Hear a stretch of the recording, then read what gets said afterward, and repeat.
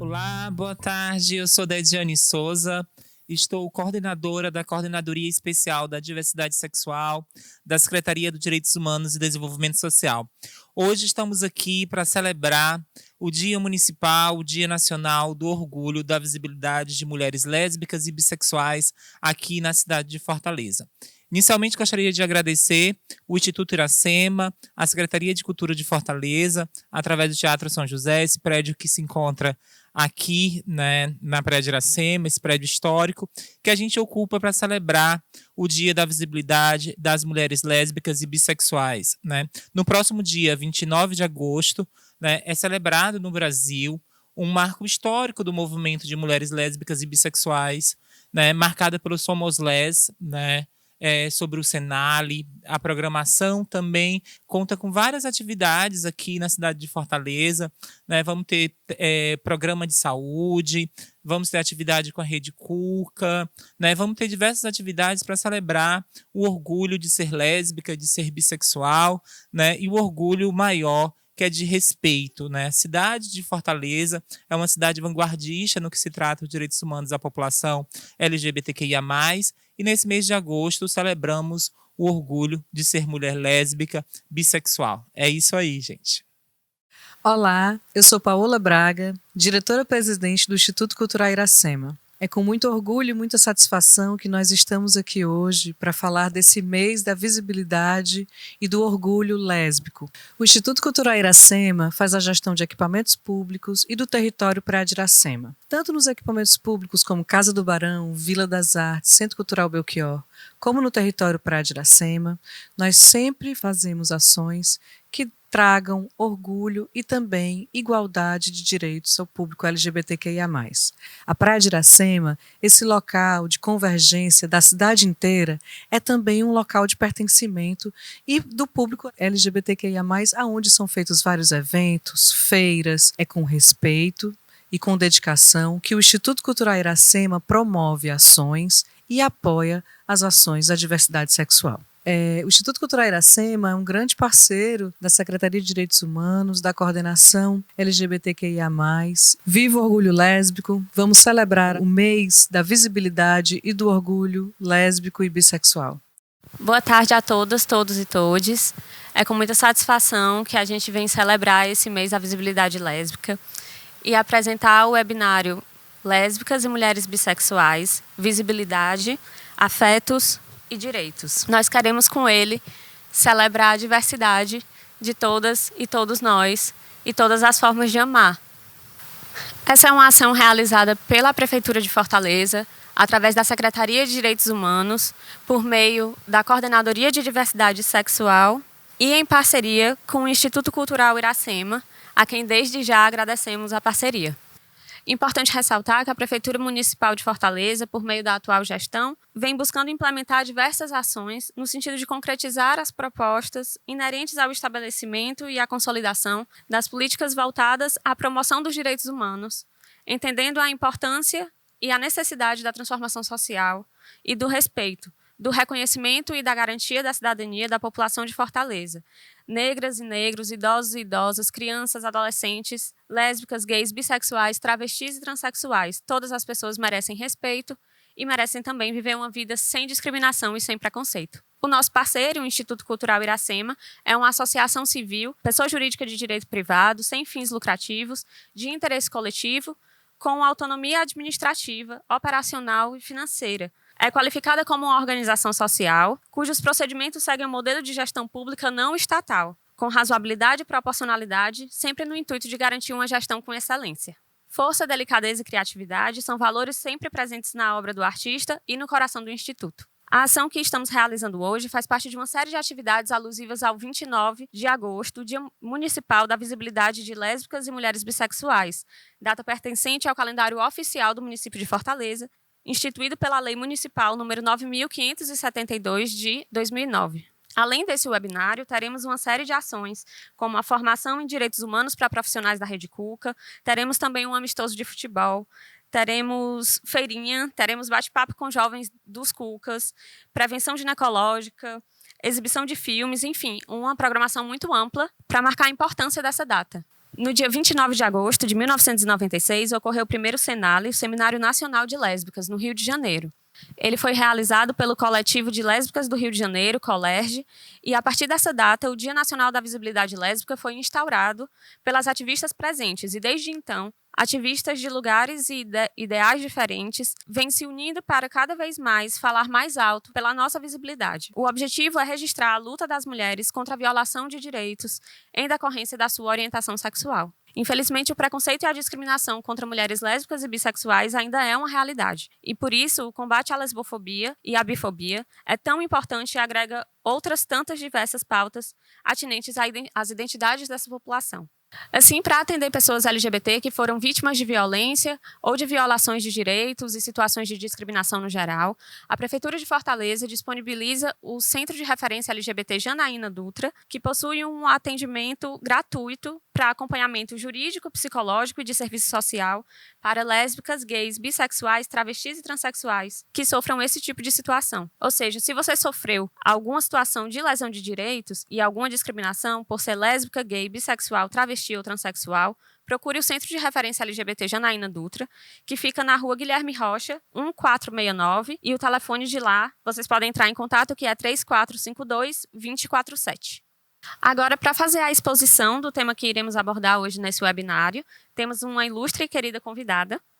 Ela é educadora social, artista multilinguagem e estudante de filosofia. Começou o ativismo no enfrentamento à violência sexual na adolescência no ano de 2004. Coordenou colegiadamente a rede Equipat Brasil entre 2008 e 2018.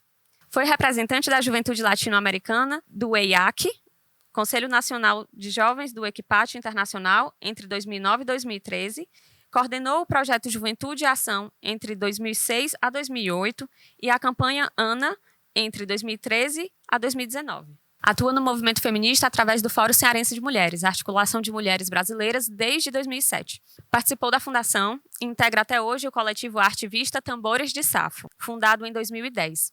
Atualmente é uma das lideranças negras femininas apoiadas pelo Fundo Baobá. E é isso, Lídia Rodrigues vem conversar aqui com a gente.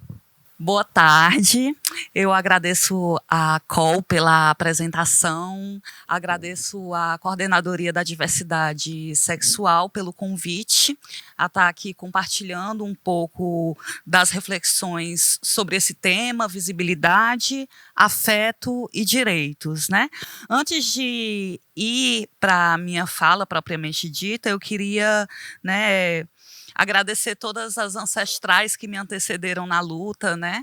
O movimento de mulheres lésbicos, ele é construído por grandes referências de muita resistência que durante décadas no Brasil tem lutado para tirar a nossa história do armário, né? Porque para além de nós mesmas sairmos do armário com os nossos afetos, com os nossos desejos, é importante que a história ela seja contada, inclusive para a gente entender um pouco mais das demandas de visibilidade e de direitos que são levantadas até hoje pelo movimento de mulheres lésbicas e bissexuais. E aí eu acho que é importante falar um pouco sobre essa dimensão histórica da saída do armário para as mulheres lésbicas e bissexuais, né? Enquanto a gente tem uma história que evoca muito mais a questão dos direitos, né, sexuais de homens, o direito sexual das mulheres, ele é uma pauta relativamente recente, né? Tanto pelo processo da ascensão do feminismo, né, que iniciou aí na Europa e foi ganhando uma grande dimensão mundial, mas também porque essa dimensão do próprio machismo e do patriarcado fez com que a compreensão da sexualidade das mulheres ela fosse vista a partir de muitos tabus, né? E além da dimensão do patriarcado, tem a dimensão da colonialidade, E essa dimensão da colonialidade, ela apagou do processo histórico uma série de experiências de outras civilizações, de outras culturas que vivenciavam a sua sexualidade de uma forma diferente, ou seja, de uma forma não patriarcal, né?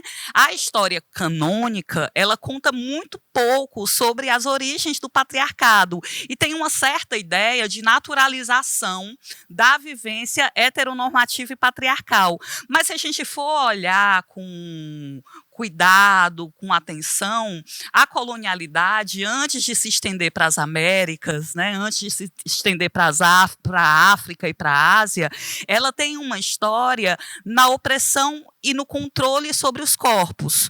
Tudo que a gente entende e tudo que a gente percebe hoje, que é regulamentado pelo direito econômico e pelo direito à propriedade, e a ideia de uma economia capitalista patriarcal, ela só foi possível a partir da subordinação do corpo das mulheres e da sexualidade das mulheres. Na verdade, antes, inclusive, da nominação de pessoas que têm vulva e útero como mulheres, já teve uma série de histórias que não nos foram contadas, né?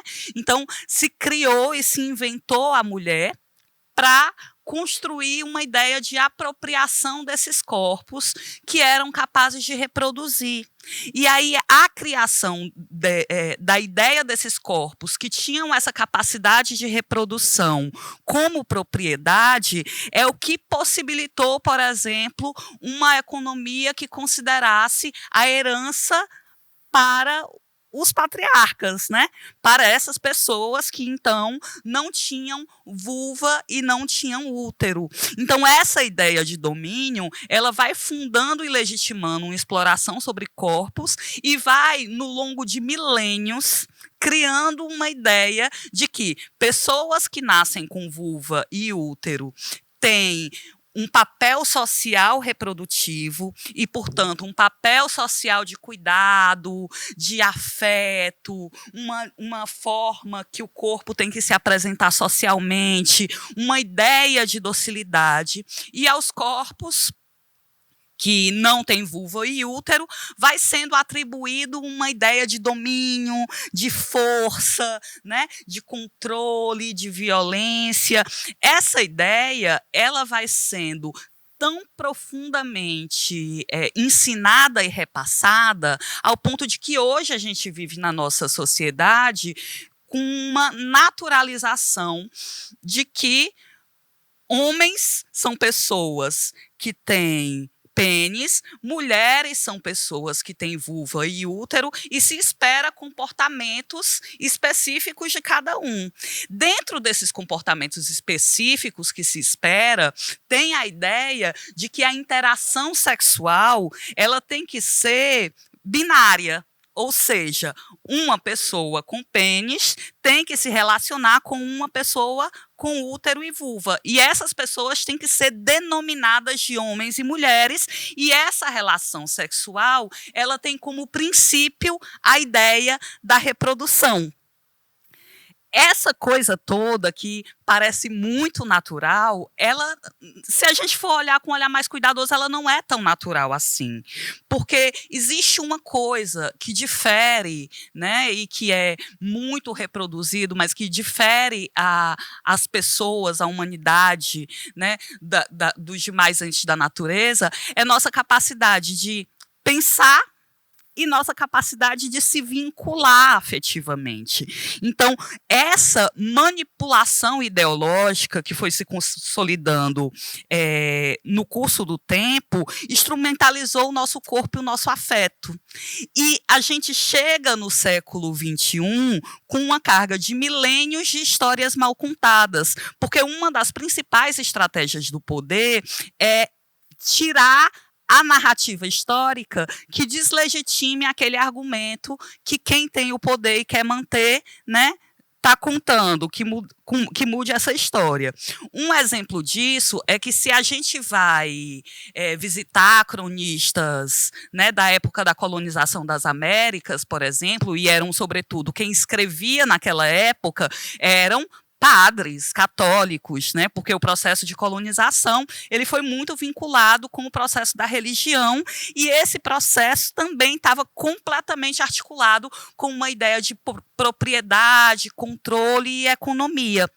Então, quem narrava a história de forma escrita, né, aqui nas Américas, eram esses padres, muito jesuítas. E eles contavam já nessas crônicas que existiam populações nativas que tinham relações afetivo-sexuais que eram, né, na leitura deles, homoafetivas, e que existiam mulheres que queriam ser homens. Assim eles liam e reproduziam a ideia dessas mulheres, dessas pessoas que se relacionavam com suas iguais, né? Do mesmo jeito, as pessoas que tinham nascido com vulva e útero e que iam para a guerra e para a caça, elas eram consideradas, então, por esses cronistas, como masculinizadas, porque eles vieram para cá com uma ideia de como deveria existir essa sociedade, essa civilização, né? E um outro fato interessante é que as civilizações que já se expressavam de forma escrita,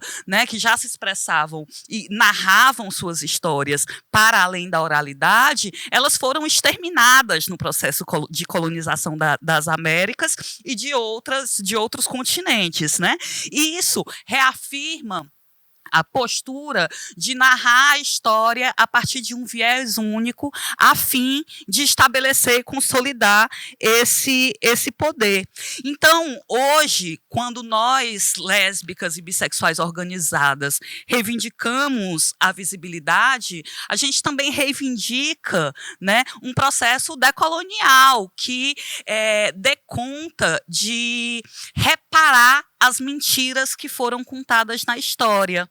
Né? Ser lésbica, ser sapatão, ser bissexual, ser travesti, ser transexual, ser gay, não é uma questão de moda, não é uma invenção recente, é algo que marca a história e que foi apagado por profundos interesses econômicos, políticos e que precisavam se consolidar dentro de um processo de aniquilação dessa diversidade. A aniquilação da diversidade, ela é uma ferramenta muito importante e foi muito importante para a consolidação do próprio capitalismo, né, como sistema econômico, porque é mais fácil classificar. E se essas sexualidades elas servem um interesse reprodutivo, você tem aí a possibilidade, né, de instrumentalizar vários corpos para trabalhos que até então, né, não eram desejáveis por todo mundo, e foi a partir da exploração desses corpos que se construiu todo um império de saber, de arte, que é colonial. Hoje, como a gente está vivendo um período que, inclusive, esse trabalho e esse corpo vai sendo menos importante, a gente está vendo a cada dia uma intensificação do que um teórico africano chama de necropolítica, que é esses corpos que decidem a norma, eles são deliberadamente exterminados, né? Não é à toa que a gente vê muito nos noticiários, isso quando é noticiado, o assassinato, né, e a violência física contra pessoas LGBTQIA+. Né? Então, a gente vê muito recorrentemente a violência e o extermínio de pessoas LGBTQIA+. E essa violência e esse extermínio é uma tecnologia muito antiga da colonialidade para impor o seu poder, né? Porque aí você cria o exemplo a partir do medo, a partir do domínio e a partir desse controle físico. Além da violência física e do extermínio, né, propriamente dito, né, dos assassinatos de mulheres lésbicas, lésbicas. Existem outros instrumentos que são utilizados, né? A própria negação de referências de pessoas lésbicas e bissexuais na televisão, na história, tudo isso vai construindo uma ideia desse sujeito como uma ideia de não lugar. Então, vai reproduzindo essa ficção que é criada, vai causando na gente, no nível subjetivo e inconsciente, a ideia de não pertencimento, a ideia de não merecimento, a ideia de que nós não podemos existir livremente, porque nós estamos transgredindo uma norma. Né? E essa transgressão dessa norma nos é repassada como trazendo a infelicidade para muitas pessoas, mas, na verdade, assim, não existe essa obrigação e naturalização da heteronormatividade. Isso é uma história que foi contada durante muito tempo e foi contada de uma forma que se consolidou como um discurso e uma narrativa de verdade, mas que não é. Essa não é a ordem natural das coisas. Se a gente vai observar a dimensão da própria natureza, o que a gente consegue ver na natureza é diversidade, transformação, multiplicidade, interação, liberdade, né? Então, isso é real. E do mesmo jeito que isso é real, os nossos afetos, eles também podem ser múltiplos, diversos, não binários, né? Uma outra tecnologia desse sistema patriarcal colonialista foi a ideia de que essas pessoas, né, com vulva e útero, denominadas como mulheres, não podiam sentir um afeto positivo entre si, né? Se criou uma série de teorias aí que justifica, por exemplo, rinchas entre mães e filhas, inimizade entre mulheres. Então, essa ideia da inimizade entre mulheres, que ainda é muito recorrente, faz com que a identificação entre essas pessoas, o diálogo afetivo e profundo, que faz com que a gente consiga conectar as nossas dores, né, apresentar as nossas fragilidades e, com isso, se organizar para criar mecanismos de romper com esses sistemas de opressão, eles sejam quase impossíveis, porque a gente aprende a desconfiar uma das outras, né? A lógica do patriarcado é sempre que essas pessoas denominadas mulheres e que têm vulva e útero, né, que nós entreguemos o afeto para os outros, né? A gente cuida, a gente nutre, mas como se a gente não fosse merecedora desse cuidado e desse afeto. Então, a gente é socializada nesse modo de pensar. E isso vai marcando a nossa existência no mundo. Então, ser lésbica, ser sapatona, não tem a ver unicamente com uma preferência sexual. Não se trata simplesmente de dizer eu gosto de fazer sexo com outras mulheres. Se trata de uma posição política no mundo de ruptura com um patriarcado que construiu objetiva e subjetivamente a ideia de que nós não somos merecedoras de amor, de que nós não somos capazes de uma ação pública no mundo, de que nós não podemos sentir prazer. Então, ser sapatão, ser lésbica, é entender que nós estamos em uma constante disputa com uma invenção do Ocidente. A invenção de que nós somos de um determinado modo e precisamos, por ser desse determinado modo, corresponder a expectativas que nunca são nossas e que nunca satisfazem os nossos desejos e intenções como pessoas plenas, né? Nos compreender como pessoas plenas. Então, eu falei tudo isso também para dizer que hoje a visibilidade lésbica que eu acredito é uma visibilidade lésbica que acolhe as pessoas que constroem esse processo de ruptura com esse sistema político que é patriarcal, né? Então, a gente está falando de mulheres das mais diversas possibilidades de existência como mulheres, mulheres trans, mulheres cis, pessoas que não se identificam como mulheres, mas são identificadas socialmente como mulheres, porque lesbianidade nessa lógica e nessa perspectiva é uma ruptura política com o patriarcado que coloca um grupo de pessoas como animais reprodutores que não têm afeto e que não têm sexualidade. Com isso também, a gente precisa entender que produzir e promover a visibilidade lésbica é potencializar um debate mais responsável sobre corpo e sexualidade.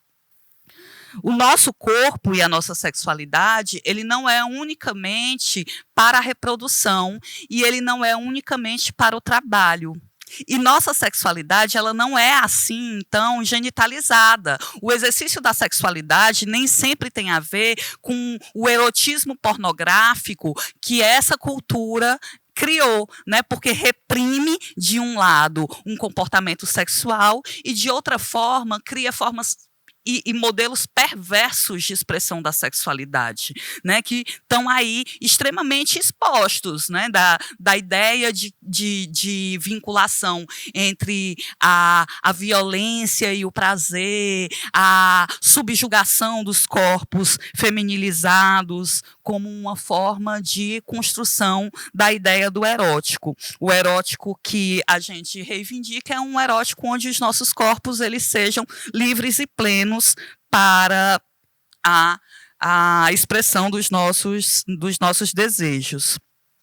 E aí uma outra coisa que eu queria trazer e que é interessante é que, embora, né, por que será que a gente precisa falar sobre a sexualidade? Porque, em última instância, a gente compreende no direito formal que o corpo é do campo privado, né? A sexualidade estaria aí dentro de uma ideia do direito privado. No entanto, vários movimentos, né, o movimento feminista, o movimento LGBTQIA+, têm demonstrado o quanto a sexualidade ela tem repercussões públicas e efetiva na garantia dos direitos básicos, né? E implicam na vida cotidiana. O exemplo disso é a quantidade de pessoas LGBTQIA+, que são assassinadas, que sofrem violência física, que são discriminadas em espaço público. Fora isso, né, tem a própria dimensão do acesso à saúde, do acesso à educação, do acesso à convivência familiar e comunitária, e a uma série de direitos que são considerados direitos básicos e humanos, e que pessoas LGBTQIA+, não têm acesso porque é construído toda uma dinâmica de exclusão por conta da discriminação e dessa ideia de que o que nós somos não está certo e é errado. Então, hoje, a visibilidade que a gente quer é, sobretudo, que imediatamente se extingua a aniquilação dos nossos corpos e das nossas expressões.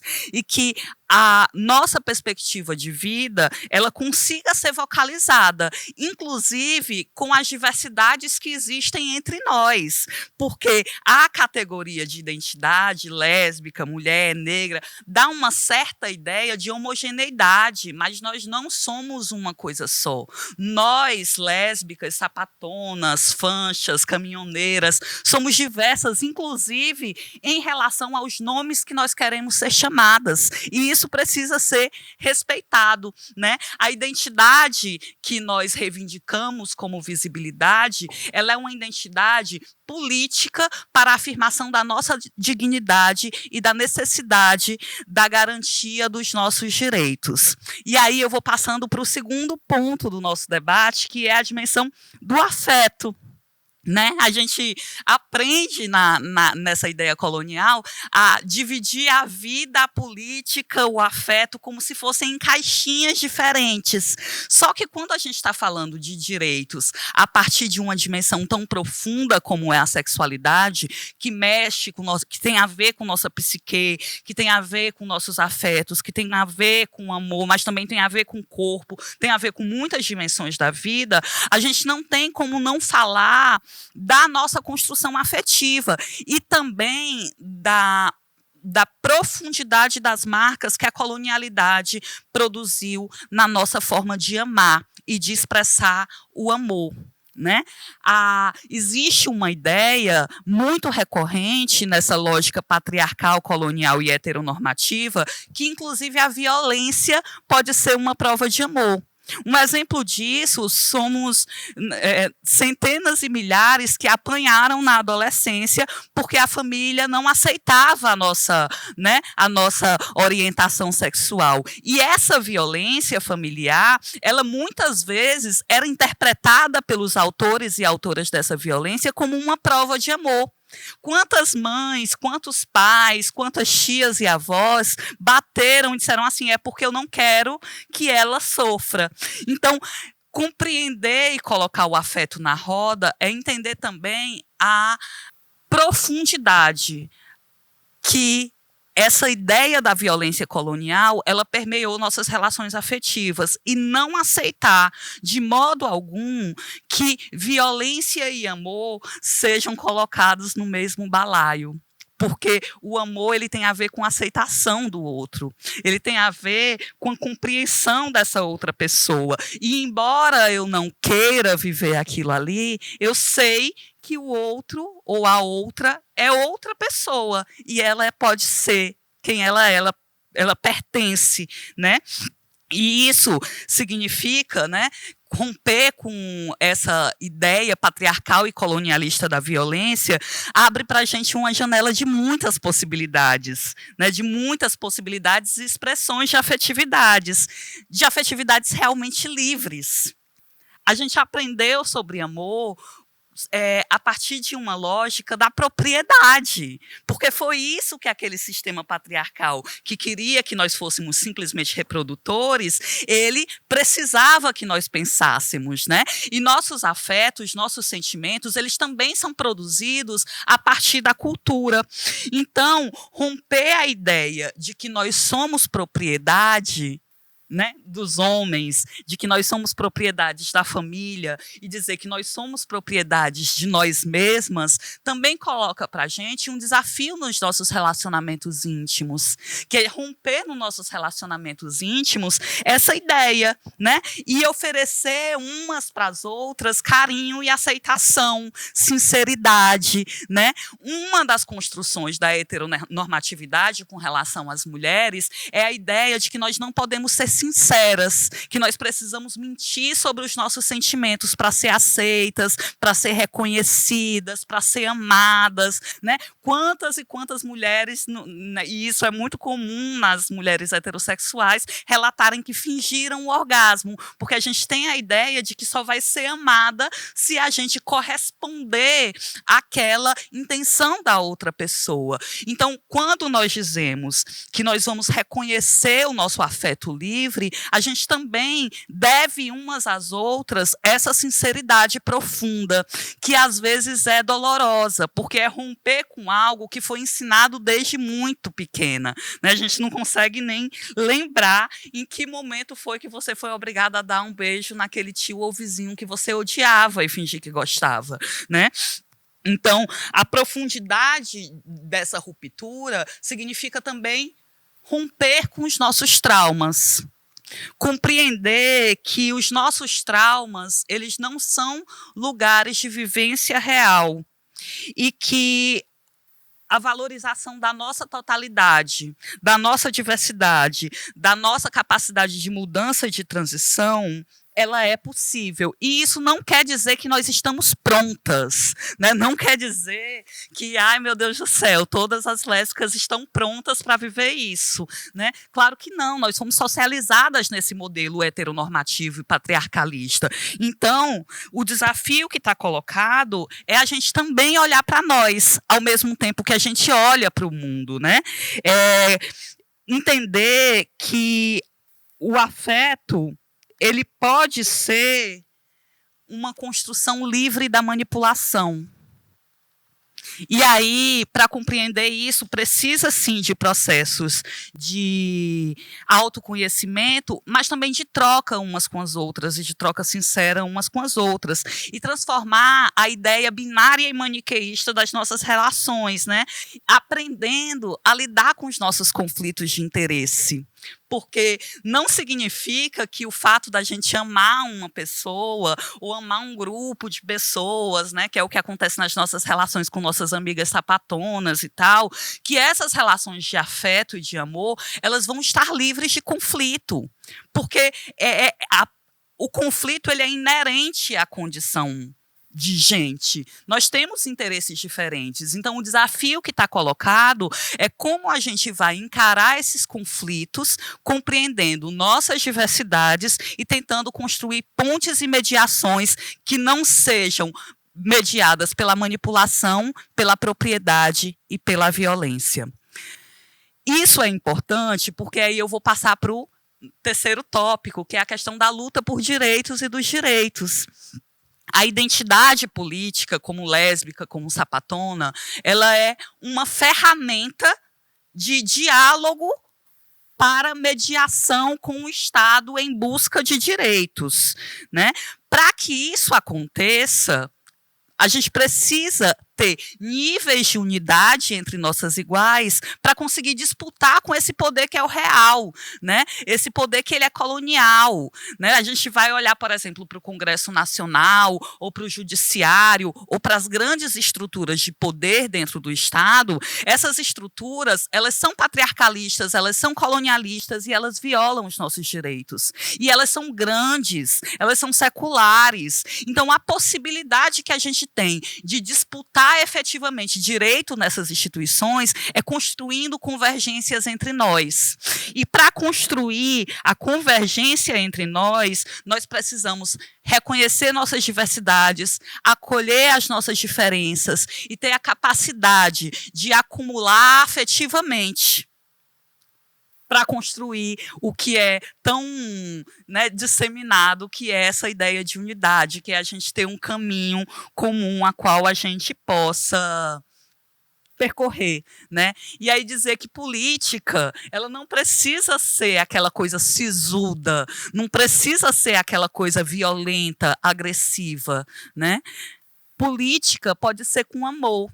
E política com amor também é pé na porta desse sistema que é violento e que nos exclui. Nós queremos o nosso direito, né? Nós queremos nosso direito à vida, nós queremos direito ao gozo da nossa sexualidade, à saúde, à moradia, a trabalho, à convivência familiar e comunitária. E são inúmeras formas que esse Estado tem se organizado para nos negar esses direitos. Mas a gente só vai conseguir lá se a gente tiver, assim, tudo junto e organizado, que nem formiguinha. E para isso acontecer, é preciso muito amor. Obrigada. Lídia, muitíssimo obrigada pela tua presença aqui no debate hoje. E é isso, pessoal. Gratidão a todo mundo que acompanhou o debate até aqui. Participe da nossa programação alusiva ao 29 de agosto. Ela está disponível no site da Prefeitura de Fortaleza. E é isso. Tchau, tchau. Se você é lésbica, se você é gay, bissexual, travesti, transexual, que sofreu qualquer tipo de discriminação em decorrência da sua orientação sexual ou sua identidade de gênero, procure o Centro de Referência LGBT Janaína Dutra. A gente está situada na Rua Guilherme Rocha, 1469, no Jacarecanga. Atendemos de segunda a sexta, de 8 às 17 horas. Qualquer coisa, pode ligar no nosso telefone disponível no 3452-2047. Qualquer dúvida, entre em contato e vamos dizer não à discriminação, vamos dizer não à violência e vamos valorizar e respeitar a diversidade sexual em toda a sua dimensão. Vamos ocupar essa cidade com as nossas cores do arco-íris, celebrando a diversidade, celebrando o amor e celebrando mais do que nunca a paz. É esse nosso recadinho.